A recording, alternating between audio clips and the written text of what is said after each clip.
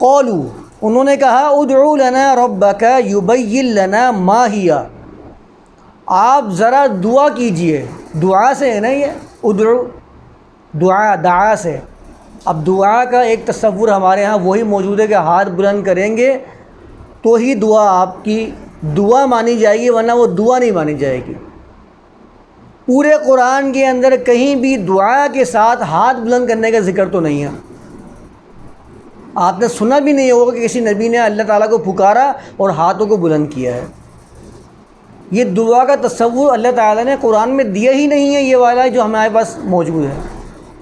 جہاں بھی دعا کا اللہ تعالیٰ نے قرآن میں بیان فرمایا ہے وہاں فقط ایک پکار ہے جس میں اللہ تعالیٰ سے کوئی راہ طلب کی گئی ہے کہ یا اللہ اس طرح ہمیں ہمارے لیے راہ کو متعین کر دے، ہمیں وہ راستہ دکھا دے، ہمیں ثابت قدمی عطا فرما دے. تو اللہ تعالیٰ ثابت قدمی کیسے عطا فرماتا تھا؟ بالقول الثابت. آپ کلام کا انداز دیکھیے، وہ نا وثبت اقدامنا، ہمارے قدموں کو ثابت کر دے. اور ثابت کس سے کرتا ہے اللہ تعالیٰ؟ یثبت اللہ الذین آمنوا بالقول الثابت فی الحیات الدنیا، وہ قول ثابت کے ذریعے مومنین کے قدموں کو جما دیتا ہے. اور قول ثابت کیا ہے؟ قول ثابت یہ اللہ تعالیٰ کا کلام.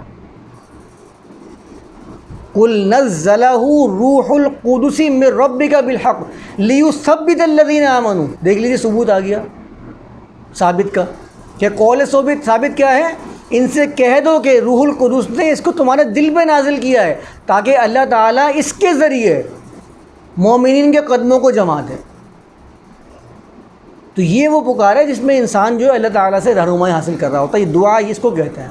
اور ہمارے یہاں جیسے ہی دعا کا نام آتا ہے ویسے ہی ہمارے ہاتھ بلند ہو جاتے ہیں، اور اب ہم یہ سمجھنا شروع کر دیتے ہیں کہ اب یہ دعا جو میں اللہ تعالیٰ سے کر رہا ہوں تو چونکہ اللہ تعالیٰ کو ماننے والی ذات صرف اور صرف میں ہوں، تو اب تو اللہ تعالیٰ کے لیے لازم ہو گیا ہے کہ اللہ تعالیٰ میری اس پکار کو جواب دے اور میری اس پکار کی وجہ سے دنیا میں انقلاب برپا کر دے، اور جو میں نے مانگا ہے اسے تو لازمی عطا فرمائے.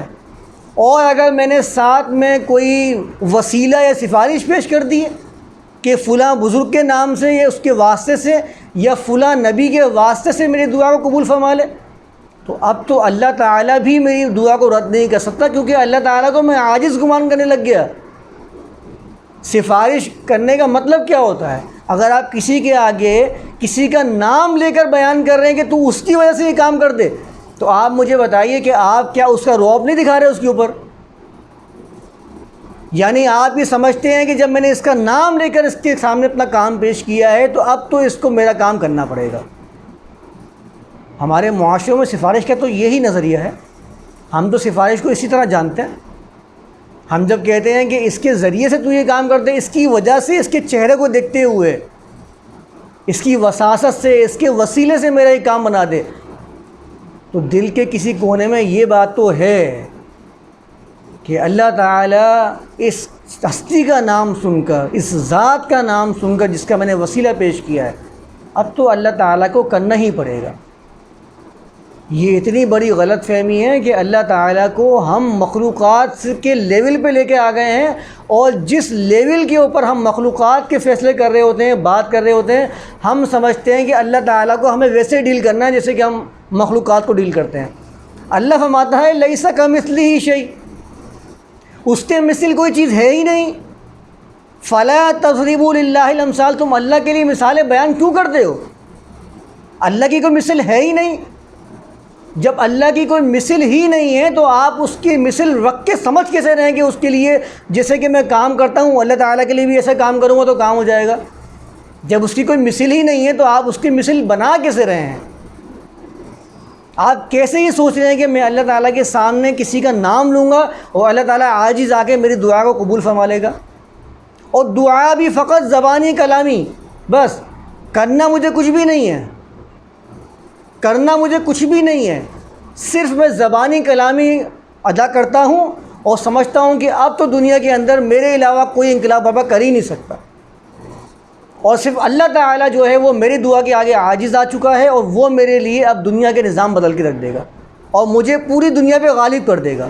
غلبے ایسے حاصل نہیں ہوتے ہیں، غلبے عمل سے حاصل ہوتے ہیں. اللہ تعالیٰ کا اصول ہے ان اللہ لا یغیر ما بقوم، بے شک اللہ کی ذات وہ ذات ہے جو کسی قوم میں تبدیلی نہیں لے کے آتی، حتیٰ یغیروا ما بانفسہم، یہاں تک کہ ان کے نفسوں کے ساتھ جو چیزیں جڑی ہوئی ہیں وہ چینج نہ کر دیں ان کو۔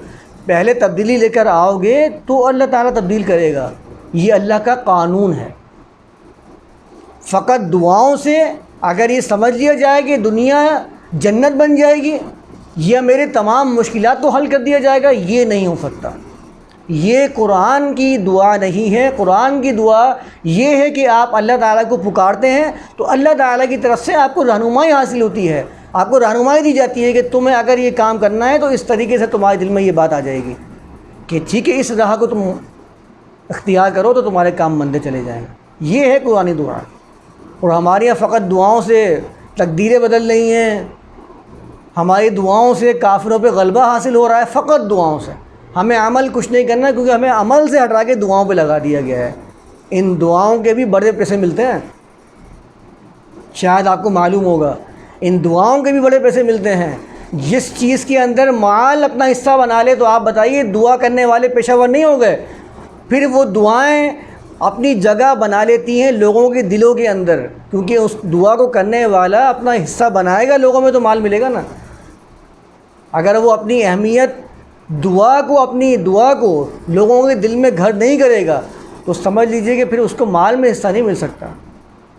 اگر آپ اس کو یہ سکھا دیں گے کہ تمہاری دعا، تمہاری رہنمائی قرآن کے اندر موجود ہے، اس کے ذریعے تم اپنے راستے متعین کرو، تو آپ مجھے بتائیے کہ اس کی تو دکان ہی بند ہو گئی۔ اس بات کو اچھی طرح سمجھ لیجئے۔ یہاں پر اللہ تعالیٰ نے بیان فرمایا کہ قَالُوا ادْعُ لَنَا رَبَّكَ، دعا اگر یہی تھی تو وہ خود بھی کر سکتے تھے اللہ تعالیٰ سے۔ آپ اپنے رب کو ذرا پکار کے یہ پوچھئے یُبَيِّن لَنَا مَا ہِیَ، کہ وہ ہمارے لیے کچھ چیز کو واضح تو کرے کہ یہ وہ کیا چیز ہے۔